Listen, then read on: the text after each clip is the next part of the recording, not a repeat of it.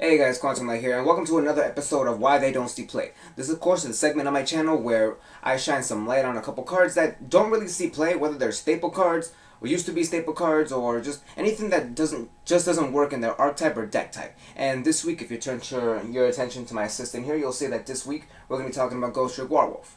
Now, as we all know, Ghostricks all revolve around being flipped face down, whether it's your own monsters or your opponent's monsters.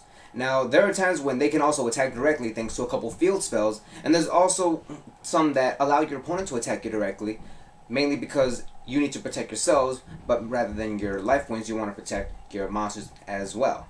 In other words, you're literally taking the hit for your own monsters.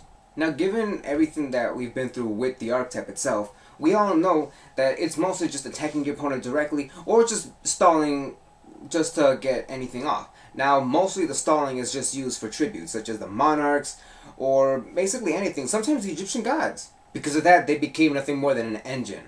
Tribute fodder for the bigger monsters. The engine itself was being mixed in with more than just tribute fodder monsters, such as spirits, such as Madoljays, and then Alucard shot up in price for some reason. That one actually came out of nowhere. And just this past week, an exclusive was announced in the shape and form of their own boss monster, meaning that all that stalling has finally paid off, and now, with this new card, it's finally going to pay off literally, because now it's just a win condition. So now we finally ask ourselves the question, where does Warwolf fit in? Theme-wise, Ghostricks are all just basically little monsters, or the offspring of monsters. You know, right before they go beast mode or something.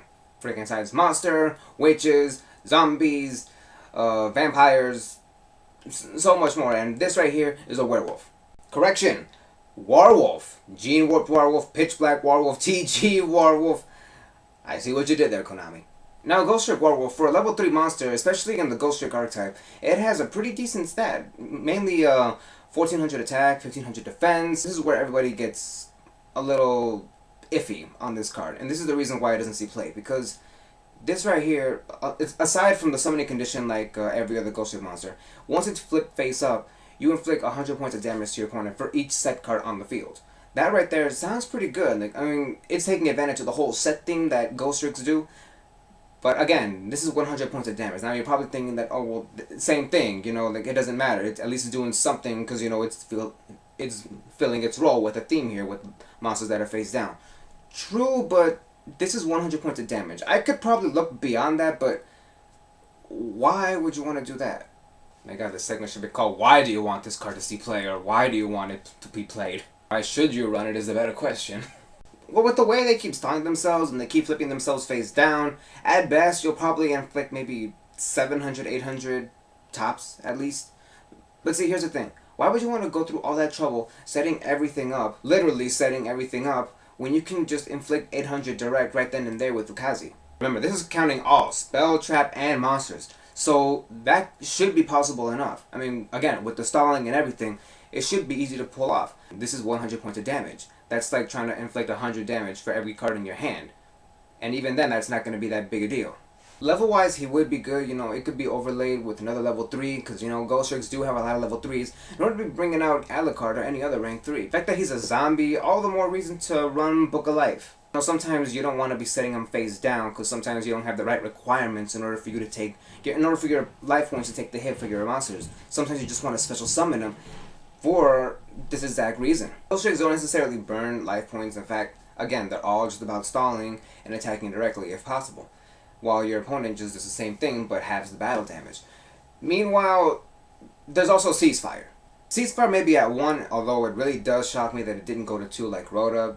Konami, what the fuck? But even at 1, it does a whole lot more for Ghostricks than this guy does. While Warwolf deals 100 points of damage for each set card on the field, you can use Ceasefire to your advantage by flipping your Ghostricks face up, even though they're not flip effect monsters, the same way that Ceasefire says, you know, flip effect monsters cannot be activated. Ghostricks do not have flip effects. Just flip them face up and their effects just go off. Ceasefire will inflict 500 points of damage. This guy will inflict 100. Already, Ceasefire, at 1, okay, will inflict 500 points of damage for each set monster on the field that you will flip face up. So that right there is saying a lot. It does a whole lot more for Ghostricks than Warwolf does. That's too slow, even by Ghostrick standards. I guess some tried using this as a tech, but even word got around that this thing was not even worth using as a tech. Keep in mind, Ghostricks only flip down your monsters, your own Ghostrick monsters. Occasionally you'll have like maybe one or two of their own effects that can flip your opponent's monsters face down as well. But again, that's not really the main concern here. That only happens on occasion when it comes to Ghostricks. Therefore, pulling off Warwolf's effect, while it is possible, it's just way too slow for the deck to do. And given the win condition boss monster that they just received this week, Warwolf, I really don't see this card being played in the deck anytime soon. He doesn't really have that much of a use, and therefore it doesn't really fit the theme of what Ghostricks are really becoming now. So in conclusion, while Ghostrick Warwolf can be used in Ghostricks, there are other cards that far outclass it a whole lot more. I mean, with its effect, at most will be inflicting 5 to 6 to 800 points at the most. Because of that, there's Ookazi that you could run.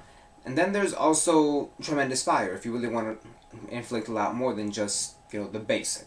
But if you really want to take advantage of your opponent's face down monsters, then Ceasefire is the way to go. It inflicts a whole lot more, but it also flips up your monsters, therefore makes your plays go off a whole lot more.